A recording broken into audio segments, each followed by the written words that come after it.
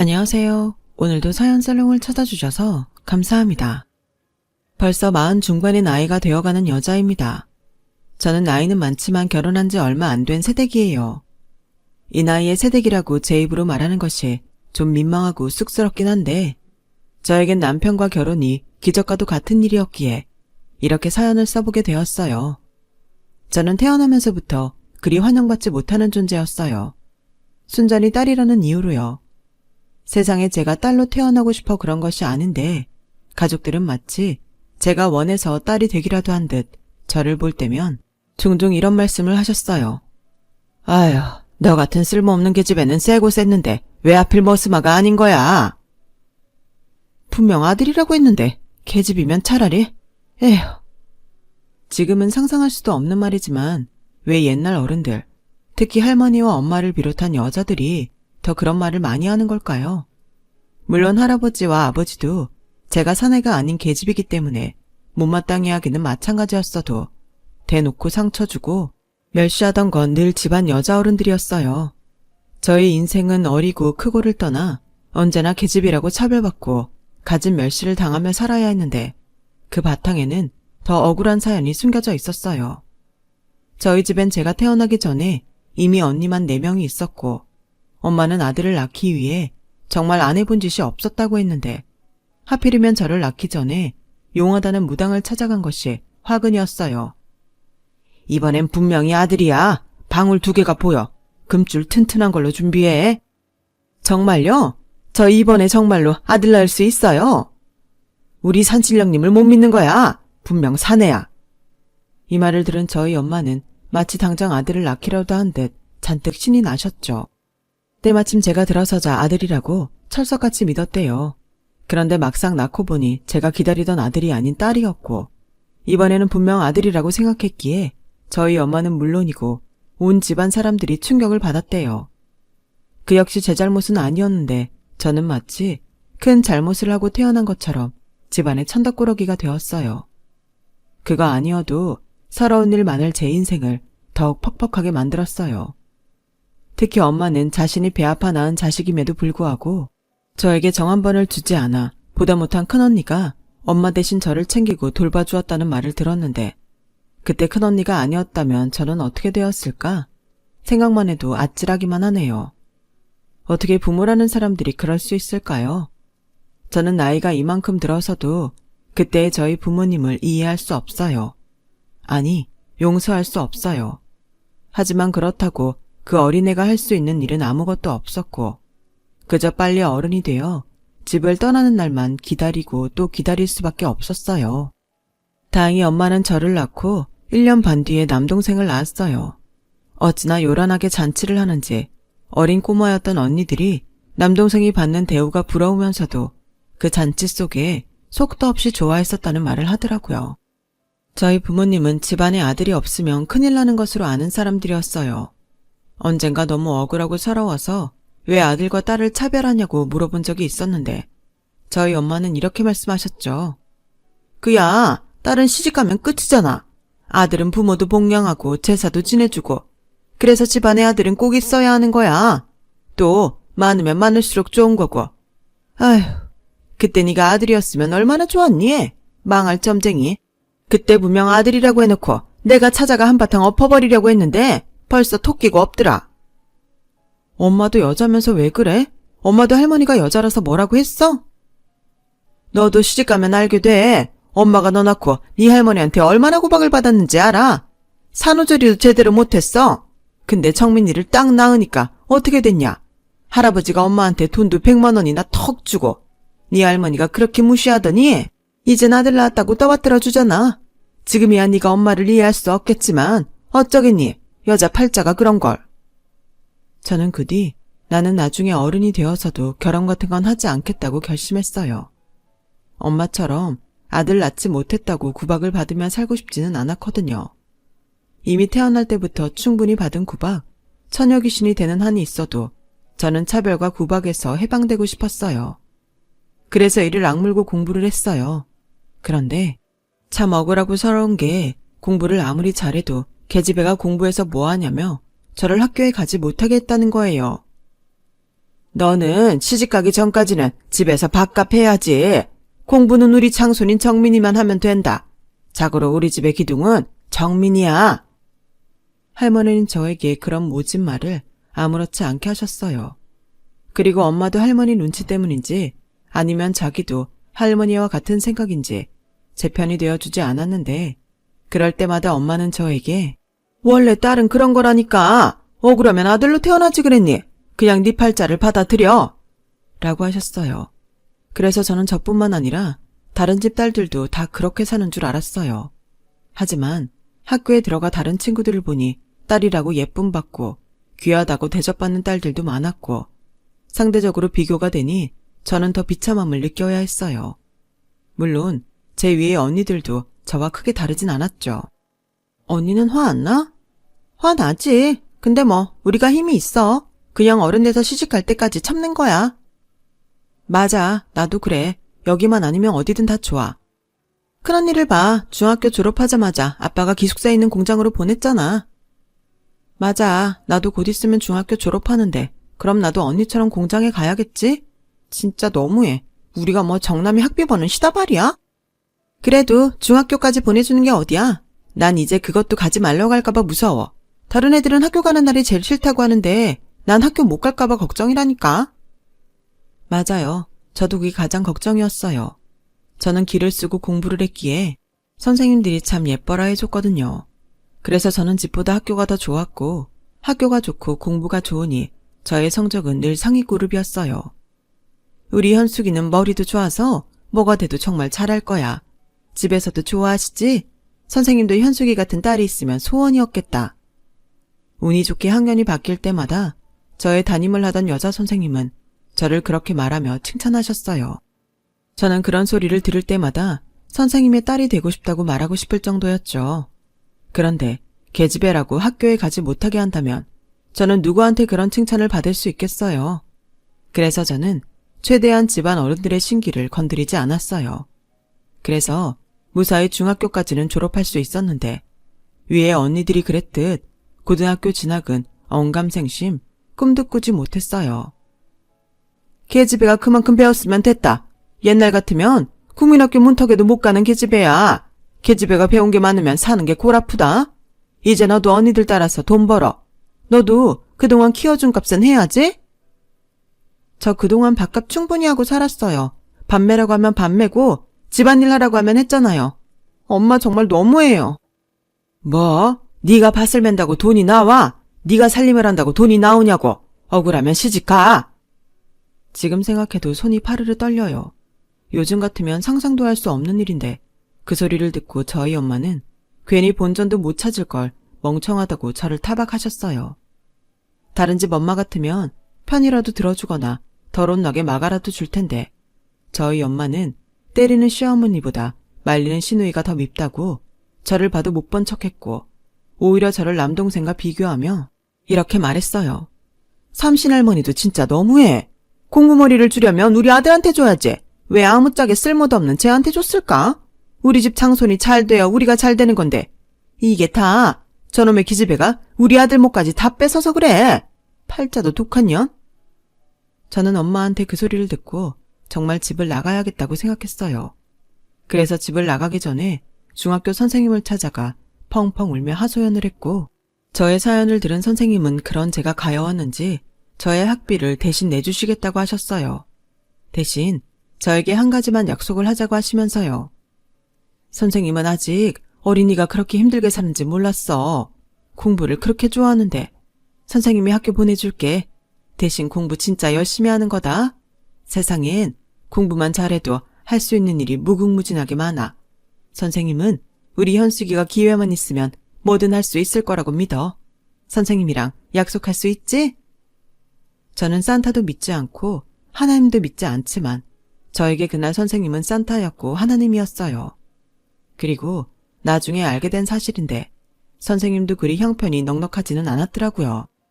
그런데요, 제가 선생님의 도움으로 고등학교에 진학할 수 있게 되자 집에서는 난리가 났고 할머니, 엄마, 아빠, 할아버지까지 무슨 꿍꿍이로 그러냐며 목에 핏대를 세우는데 누가 저의 가족인지 의심스럽더라고요. 아무튼 그런 우여곡절 끝에 저는 고등학교에 진학했어요. 마음에 빚이 있기에 죽기 살기로 공부를 했어요. 당연히 목숨 걸고 공부하는 저를 따라올 친구는 없었어요. 내심 대학도 가고 싶었던 저는 장학금이 아니면 절대 대학 입학은 꿈도 꿀 수 없다고 스스로 채찍질을 했는데, 제가 고등학교에 다니는 동안 저희 집엔 여러 가지 일들이 일어났어요.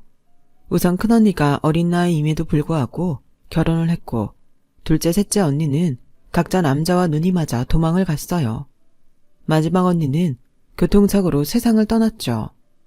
그리고 할머니와 할아버지가 3개월 차이로 돌아가셨고, 남동생은 공부를 지지리 못해 집에서 멀리 떨어진 이름도 생소한 고등학교에 겨우 입학을 시켰는데, 남동생한테는 미안하지만 저런 것도 아들이라고 싸고 드는 엄마 아빠, 참 한심스럽게 느껴졌죠. 그리고 할머니 할아버지가 돌아가시면 그래도 뭔가 달라지지 않을까 내심 기대했던 저는 더욱 집에 오만 정이 떨어지고 말았는데, 그건 저희 엄마 때문이었어요. 그때 알았어요. 엄마는 그동안 할머니 눈치를 보느라 저를 비롯한 딸들에게 그런 것이 아니었고, 오로지 자기가 낳은 아들이 잘 돼서 자기한테 효도하기만을 바랬던 것을요. 정민아, 너 요즘 왜 이렇게 공부를 안 해? 네가 잘 돼야지. 넌 우리 집의 기둥이고 희망인데.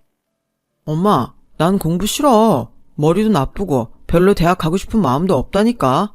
그냥 막내 누나한테 공부하라고 해. 누나는 여자잖아. 누나가 공부를 해봤자 시집가면 그만이야. 네 누나가 잘 돼봤자 남 좋은 일 시켜주는 거라고. 그래도 누나는 엄마 아빠가 아니어도 도와주는 사람이 많잖아. 으휴, 속 터져. 그러니까 엄마가 이렇게 억울하지. 왜 같은 엄마한테서 태어났는데 너는 왜 그래? 분명 네가 안 해서 그렇지 머리는 좋을 거야. 정민아, 오늘부터라도 죽기 살기로 해. 그 소리를 방문 밖에서 듣던 저는 하마터면 박장대소를 할 뻔했어요. 저도 누나긴 하지만 제 동생은 공부하기엔 의지도 약하고 유혹에도 약했거든요. 그런 애한테 지금부터 죽기 살기로 하라니. 저는 그때부터 반드시 성공해서 엄마에게 내가 옳았다는 걸 보여줘야 한다는 마음을 가졌고, 동기부여가 확실하니 공부는 더욱 잘 되더라고요. 그런데 엄마도 그런 제 마음을 알았을까요? 제가 집에서 공부를 좀 하려고 하면 이거 해라 저거 해라 부려먹었죠. 제가 밤늦게까지 공부를 하면 무슨 전기가 그렇게 아까운지 꼭 큰 소리가 났어요. 아니, 돈 한 푼 못 벌어오는 게 어디서 전기를 펑펑 써. 이래서 집안에 암탉이 울면 망한다는 거야. 너 그만 나대라. 책가방이고 교과서고 확 다 찢어버리기 전에. 네가 공부한다고 설치니까 네 동생이 마음을 못 잡는 거 아니야. 저는 그런 온갖 서름을 받으며 고등학교 졸업을 앞뒀어요. 나름 자신이 있어 대학 원서를 부모님 몰래 냈는데, 그래도 하늘만큼은 저의 편이었는지 저는 원하던 서울대에 들어갈 수 있게 되었어요. 하지만 전혀 생각하지 못한 문제가 있었으니 그건 등록금이 아닌 다른 돈이었죠. 저는 장학금만 받으면 다 되는 줄 알았는데 생각보다 대학을 간다는 건 돈이 많이 드는 일이더라고요.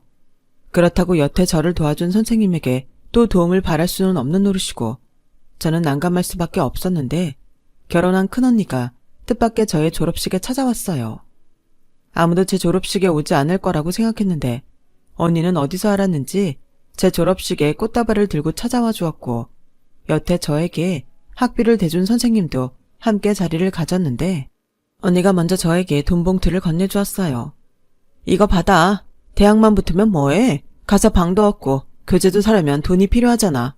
집에서 너한테 그런 돈을 해줄 리도 없고, 언니가 그동안 아무것도 못 해줬지만 이건 언니가 꼭 해주고 싶어서 모았어.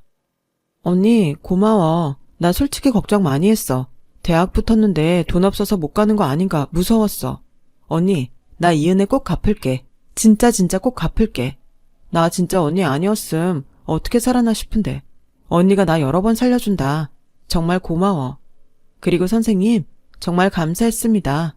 꼭 성공해서 그동안 도와주신 은혜 몇십 배로, 아니 몇백 배로 갚을게요. 두 사람 아니었으면 어떻게 살았을까 상상도 안 돼요.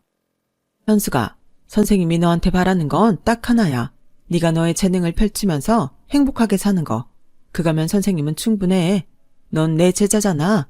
그것도 아주 대견하고 자랑스러운 제자. 세상에 이런 제자가 있는 선생님이 몇이나 되겠니? 오히려 선생님은 3년 동안 잘해준 네가 고마워. 저는 이렇게 또 도움을 받고 꿈에서 바라던 집을 나올 수 있게 됐어요. 제가 대학이 있는 서울로 가겠다고 하자 저희 엄마와 아빠는 저를 막으며 여태 키워준 값을 내놓을 거 아니면 갈 생각도 하지 말라고 하는데 이즈음 되니까 정말 이 사람들이 제 친부모가 맞는지 의심스럽더라고요. 저는 마치 도망치듯 집을 나왔어요. 그래서 가져온 짐은 옷가지랑 언니가 준 돈이 전부였고 저는 다시는 집에 돌아오지 않겠다는 마음으로 진정한 독립을 하게 되었어요. 비록 생활비를 벌어야 해서 아르바이트를 하며 공부하는 가난한 대학생이었지만 차별과 멸시가 없는 이 세상이 저는 천국과도 같았어요. 그리고 언니와 선생님에게 약속했듯 성공하기 위해 대학에 들어와서도 그 흔한 미팅도 하지 않고 또 공부에 열을 올렸는데 이런 저를 보고 같은 학과 동기들은 혀를 내둘렀어요. 넌 공부가 그렇게 좋아? 난 대학 오르고 평생 할 공부를 다 해서 이젠 하기 싫어. 이젠 캠퍼스 생활을 누려야지. 아까운 시절 다 간다. 저는 그런 말을 하는 친구에게 그냥 미소로 대답을 대신했어요. 저는 4년 동안 장학금을 받지 못하면 대학에 계속 다닐 수 있는 몸이 아닌데 그런 사정을 누가 알겠어요. 그렇다고 저 역시 자존심이 있으니 표내고 싶지 않았고요. 그렇게 저는 공부가 아니면 안 된다는 마음으로 4년을 살았어요. 비록 4년 동안 마음 한번 편히 놓고 살지 못했지만 그런 노력 덕에 저는 우수한 성적으로 대학을 졸업할 수 있게 되었고 교수님들도 저를 좋게 봐주셔서 꿈에 그리던 공기업에 추천을 받아 들어갈 수 있게 됐어요. 성적도 좋고 토익 점수도 좋고 교수님 추천서도 있었으니 그야말로 취업에는 저를 넘어설 자가 없었죠. 그런데요, 이즈음 저는 집 생각이 났어요. 당연히 그리움과 같은 그런 감정이 아니라 정반대로 당신들 도움 없이도 나는 이렇게 훌륭한 직장에 들어가 초봉부터 높은 연봉을 받게 되었다고 말하고 싶었거든요. 그래서 첫 월급을 받은 날 저는 금이환영하듯 선물과 먹거리를 사들고 집으로 갔어요. 그리고 때마침 집에 놀러온 이웃 아주머니가 엄마와 함께 계셨는데 저를 보시고는 반가운 듯 호들갑을 떠시며 이렇게 말씀하셨어요. 어머, 누구야? 현숙이잖아. 너 서울대 갔다는 말은 들었는데 신수가 아주 훤해졌구나. 그래, 취직은 했니? 네, 저 공기업에 다니고 있어요. 어머나 세상에, 거기는 가고 싶다고 아무나 갈 수 있는 데가 아니잖아. 자기 정말 좋겠다. 맨날 재수하는 아들 생각하지 말고 이렇게 혼자 자라는 딸도 생각해. 얼마나 대견해. 대견하기는 무슨? 너 여기 왜 왔어? 좋은데 취직했다고 자랑하러 왔냐? 어머, 미숙 엄마 왜 그래? 오랜만에 딸이 엄마 보고 싶어서 왔는데. 나는 이만 가볼 테니까 좋은 시간 보내. 맛있는 것도 좀 해주고. 알았지? 무슨 개코 같은 소리야. 내 아들 입에 들어가는 것도 아닌데. 엄마, 오랜만에 본 딸한테 할 소리가 그것밖에 없어? 그래, 없다. 난 너 같은 계집이 성공하는 건 바라지도 않아. 어차피 넌 시집가면 남이잖아. 네가 우릴 모실 것도 아니고 우리 죽으면 제사를 치러줄 것도 아닌데 난 필요 없어. 혹시나 했는데 역시였네. 알겠어. 그리고 이왕 산 거니까 두고 갈게. 버리든지 먹든지 마음대로 해요. 야, 그래도 자랑질하러 집에 왔는데 이게 다야? 돈봉투 같은 건 없어? 돈봉투? 그래, 딸 자식이 집에 오면서 그런 것도 준비 안 한 거야? 그리고 원래 시집가기 전엔 돈 벌면 집에 따박따박 돈도 붙이는 거야. 네 언니들 공장에서 일하면서 다 그랬는데 너만 안 하려고? 내가 왜 돈을 보내야 하는데? 왜긴, 내가 너 세상 빛보게 해줬잖아. 누구 덕에 네가 그러고 사는데? 저는 어이가 없었어요. 그래서 말할 가치도 없는 것 같아서 집을 나서는데 엄마는 그런 제 뒤통수에 쐐기라도 박듯 말을 던지더군요. 계좌번호 보낼 테니까 다음 달부터는 돈 붙여라. 공기업인지 뭔지 그렇게 대단한 곳이면 돈은 많이 받겠네. 싫어. 절대 안 보낼 거야. 그거 보내봤자 고마워하지도 않을 거고 몽땅 정민이 밑으로 들어갈 텐데 내가 미쳤어? 욕심만큼 못돼 먹으냐. 넌 낳아주는 애를 이렇게 갚냐? 원에서 태어난 게 아닌데 엄마는 마치 큰 장사를 한 듯 저에게 돈돈거리셨어요. 뭐 대충 예상은 했어요. 그래도 이렇게 내가 잘 살고 있다는 것을 보여주고 싶었을 뿐이죠. 저는 그 후 스스로 고아라는 생각을 하며 살았어요. 그동안 치열하게 살아서인지 직장 생활은 저에게 전혀 힘든 일이 아니었고 오히려 뒤늦게 누리는 여유와 퇴근 후에 저를 돌보는 시간이 너무나도 소중했어요. 세상에는 이렇게 재미있는 일이 많구나. 그런 것을 느끼며 감탄하던 시간들이었죠. 그리고 3년 정도 지났을까? 남동생이 저를 찾아왔어요. 누나, 오랜만이지? 잘 지냈어? 근데 네가 여기까지 무슨 일이야? 저는 갑작스럽게 찾아온 동생이 마냥 반갑지는 않았어요. 분명 어떤 목적이 있지 않고서야 저를 찾아올 리가 없었으니까요. 그래서 긴장을 하고 동생이 하는 소리를 듣고 있는데 기가 차고 어이가 없어서 말이 안 나오더군요. 집에서는 계속 취직하라고 하는데 난 조직 생활이 몸에 안 맞아. 난 아무래도 사장님 타입인 것 같아. 가게를 하든가 아니면 사업을 하든가 하고 싶은데 집에는 돈이 없대. 그래서 누나들 중에 가장 잘 사는 막내 누나를 찾아왔지. 돈 달라고? 빙고. 역시 똑똑해. 누나, 나한테 투자 좀 해라. 그동안 돈 좀 모았지? 진짜 웃긴다. 너도 엄마 아빠 닮아가냐? 네 말대로 나 똑똑해. 내가 너한테 돈을 주겠니? 그럴 거라고 믿고 여기까지 왔다니 너무 당황스럽다. 에이, 가족끼리 왜 그래? 그리고 내가 그냥 달라고 했어? 빌려달라고. 초기 자본이 있어야 뭘 해보든지 할 거잖아. 됐어. 조직 생활도 몸에 안 맞는 네가 무슨 조직을 만들어? 너 줄 돈 없으니까 돌아가. 저는 누나답게 동생을 타일렀어요. 그러자 다음날 동생에게 무슨 말을 들었는지 엄마는 저에게 전화를 해서 심한 욕설과 함께 이래서 딸 자식은 키워봤자 소용없는 거야. 네 동생이 오죽하면 너한테 찾아갔었어? 독한 년.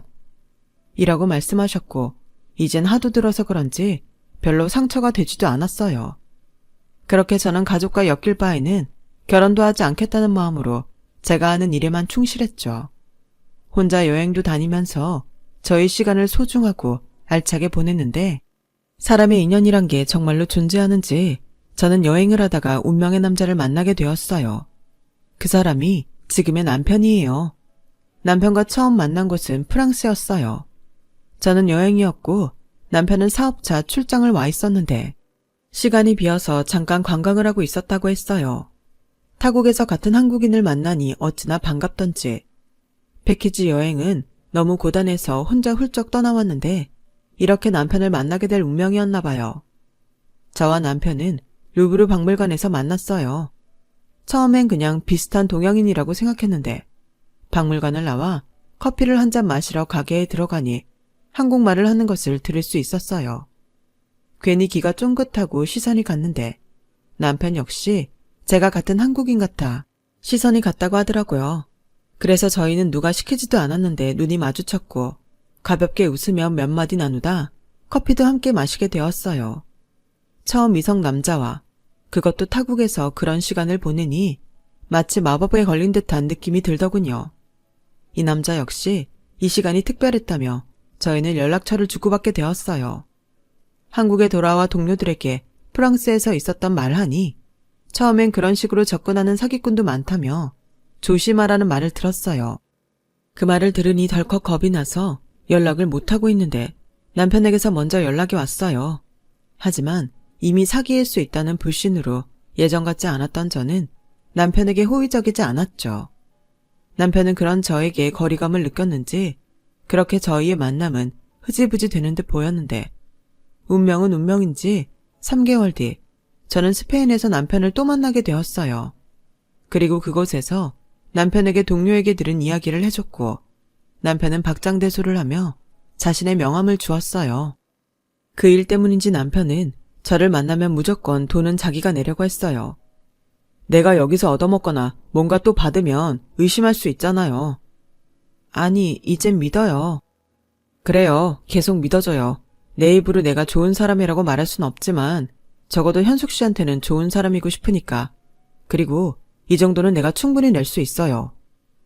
남편은 그렇게 저에게 매일같이 좋은 사람이었어요.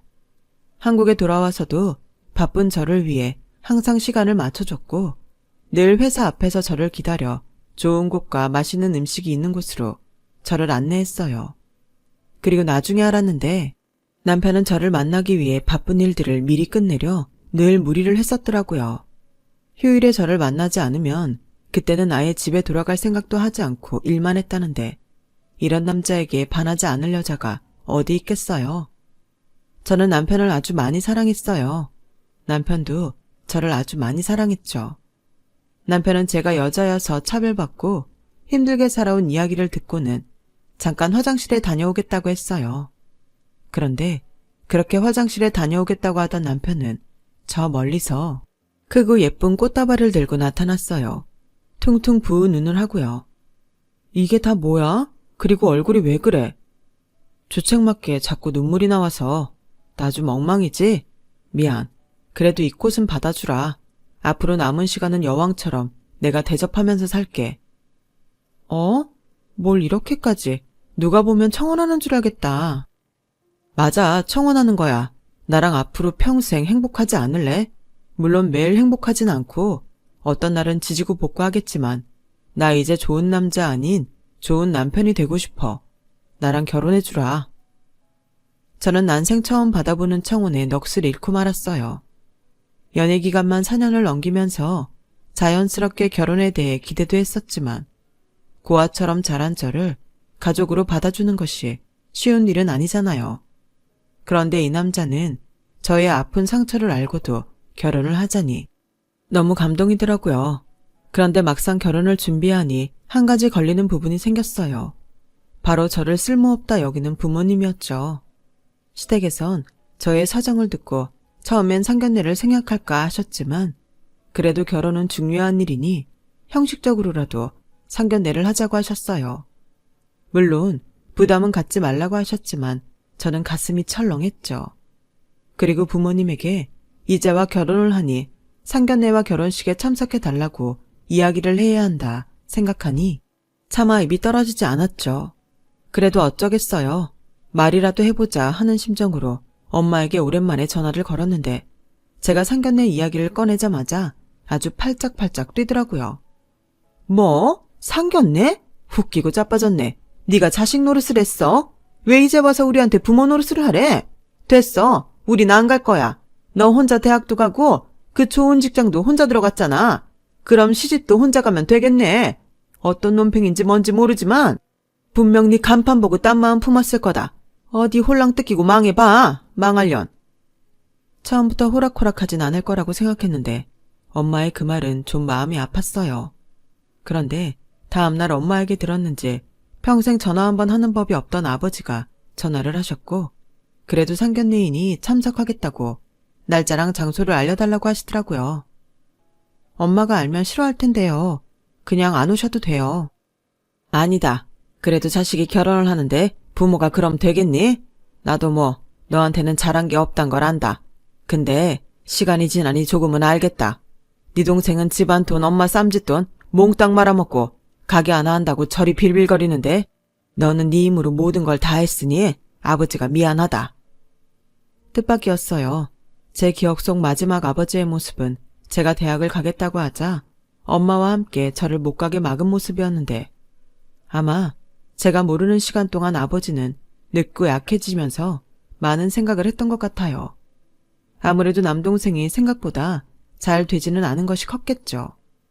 그렇게 마련된 상견례장. 아버지만 나올 줄 알았는데 어떻게 설득했는지 잔뜩 심술궂은 얼굴로 엄마가 아버지 옆에 앉아 계셨고 남동생도 무슨 콩고물이라도 주워 먹겠다는 듯 따라왔는데 조금 늦게 도착한 예비 시아버지를 보는 순간 엄마와 남동생의 얼굴이 딱딱하게 굳어졌어요. 그리고 그 다음에는 들리는 말에 저도 놀라움을 숨길 수 없었죠. 사장님, 어떻게 여기에? 저야말로 놀랐네요. 그동안 그렇게 보려고 해도 못 보던 두 분을 여기서다 보고. 아니 그게... 벌써 월세가 몇 달이 밀렸는지 아시죠? 이젠 까먹고 싶어도 까먹을 보증금이 없습니다. 이야기인즉 저희 예비 시아버지는 엄마가 계약하고 남동생이 운영하는 닭갈비집이 있는 건물에 건물 주셨어요. 그런데 불황이라 그런지 아니면 가게에 다른 문제가 있는지 장사는 영 시원치 않았고 매달 내야 하는 월세를 밀리다 보증금을 다 까먹어버려 도둑 장사를 하고 있었다는 거예요. 그게 일부러 그런 것이 아니고요. 요즘 경기가 워낙 안 좋다 보니까. 엄마는 시아버지를 비롯한 시댁 식구 앞에서 거의 엎드리듯 몸을 낮추고 쩔쩔맸어요. 근데 남동생은 그새 계산을 했는지 이렇게 말하더군요. 사장님, 저 한 번만 믿어주세요. 투자한다 생각하시고 기다려주시면 그 은혜 잊지 않겠습니다. 저도 이제 사장님의 가족이 되는 거잖아요. 우리 누나가 결혼하면 저도 사돈이 되는 거니까요. 어머, 맞다. 정말이네. 사돈, 이렇게 부탁드릴게요. 가족이니까 봐주실 수 있잖아요. 우리 애가 시기를 못 타서 그렇지 참 똑똑하고 야무지답니다. 그래요. 그럼 내 한번 봐드리죠. 그런데요, 조건이 하나 있습니다. 시아버지는 무슨 생각이신지 저도 부끄러운 저희 엄마와 동생에게 쉽게 그러겠다고 하셨고 그 조건이라는 것을 말씀하시는데 저는 그만 눈물을 쏟고 말았어요. 듣자 하니 우리 집 며느리 될 아이가 상처가 많은 것 같습니다. 요즘 세상에 아들, 딸 차별이라니 저도 같은 부모로서 이해가 가지 않고 마음이 아프더군요. 저렇게 장하고 대견한데. 그래서 말입니다. 제 며느리에게 사과를 하세요. 무릎 꿇고 제대로 비세요. 그쪽 딸이긴 하지만 이젠 제 하나밖에 없는 며느리입니다. 저는 제 며느리 가슴 아프게 하는 사람 절대 봐줄 생각이 없어요. 그러니 당장 쫓겨나기 싫으시면 여기서 사과하시죠. 시아버님은 단호하셨어요. 그리고 저희 아버지도 아무 말도 하지 못하셨고요. 저희 엄마는 차마 자존심 때문에 시아버지가 하라는 대로 무릎 꿇지 못했지만 남동생은 이게 기회다 싶었는지 덜썩 무릎을 꿇었고 자존심 때문에 이러지도 저러지도 못하는 엄마에게 빨리 자기처럼 무릎을 꿇으라고 닥달을 하더군요. 뭐해, 빨리 꿇어. 사장님이 봐준다고 하시잖아. 누나, 내가 정말 잘못했어. 나 앞으로 평생 누나한테 충성하면서 살게. 이건 다 누나 덕이야. 누나가 우리 살렸어. 엄마 뭐해? 빨리 엄마도 누나한테 빌어. 시끄러. 내가 왜 쟤한테 그런 소리를 하냐?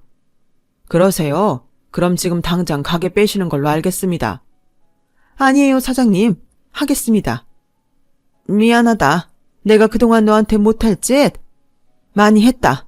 다시는 안 할 테니 애미를 용서해라. 딸은 시집가면 남이라더니 용서하고 자시고 할 게 뭐가 있나요? 저는 앞으로 친정 없다고 생각하고 살 거예요. 우린 이제 남이잖아요. 쓸모없는 계집이라고 하더니 제 덕은 보고 싶으세요? 현수가, 아빠도 너한테 용서를 비마. 그동안 미안했어. 그냥 우리가 옛날 사람이고 아둔한 사람이라 그랬다. 네가 쓰면 못 박는 건지 알면서도 다 그러고 사는 줄 알았어. 저는 아빠의 사과까지 받고 나니 목이 매 아무 말도 나오지 않았어요. 그러자 시아버지는 저의 손을 꼭 잡고 또 남편의 손을 꼭 잡으며 이런 말씀을 해주셨는데 저는 지금도 그 말씀을 잊지 않고 새기고 또 새기고 있답니다. 사람이 한치 앞을 못 본다. 분명 니네 부모님은 너한테 큰 잘못을 했어. 하지만 그렇다고 낳아주신 부모님의 은혜까지 저버려서는 안 돼. 이렇게 너한테 용서를 빌었으니 너도 너희 부모님께 기회를 드려. 그래야 나중에 네 마음도 편하다. 시아버지는 그 말씀을 끝으로 저희 엄마에게 다시는 저를 괴롭히지도 모욕적인 말을 하지도 않겠다는 각서를 받으셨어요. 그리고 상견례를 마치고 드디어 결혼식을 올렸고 시어머니는 저를 찾아와 품에 꼭 안아주시더니 이런 말씀을 해주셨죠. 아가, 드디어 이제 네가 내 며느리가 됐구나. 그동안 마음고생 몸고생 많았지? 이젠 내가 너를 딸처럼 귀하게 여기마. 나는 아들 하나밖에 없어서 너 같은 딸을 꼭 갖고 싶었거든. 하늘이 드디어 오늘 내 기도를 들어주시는구나. 우리 앞으로 잘 지내자. 그 후 저는 정말로 시어머니와 친엄마, 친딸 같은 사이로 지내고 있어요. 뭐든 좋은 것을 보면 시어머니는 제 생각이 난다고 하셨고 고생은 그동안 많이 했으니 이젠 사랑받고 누리고만 살라고 하시는데 제가 무슨 복이 이리 많나 싶어요. 그리고 저는 결혼 후 은혜를 입은 큰언니와 선생님에게도 나름의 보답을 하며 감사의 마음을 전했는데 오히려 언니와 선생님은 제가 이젠 행복할 수 있게 되어 다행이라며 자기 일처럼 기뻐하셨어요. 이제 보니 저의 주변엔 정말 고마운 사람들이 많았음을 새삼 깨닫게 되었어요. 비록 저를 낳아준 친부모에겐 잊을 수 없는 온갖 수모를 다 겪어야 했지만 그런 시간이 있었기에 지금의 이 감사가 얼마나 크고 소중한지 알 것 같습니다. 저는 앞으로 제가 받은 고마움을 제 주변 사람들에게 똑같이 베풀며 살려고 해요.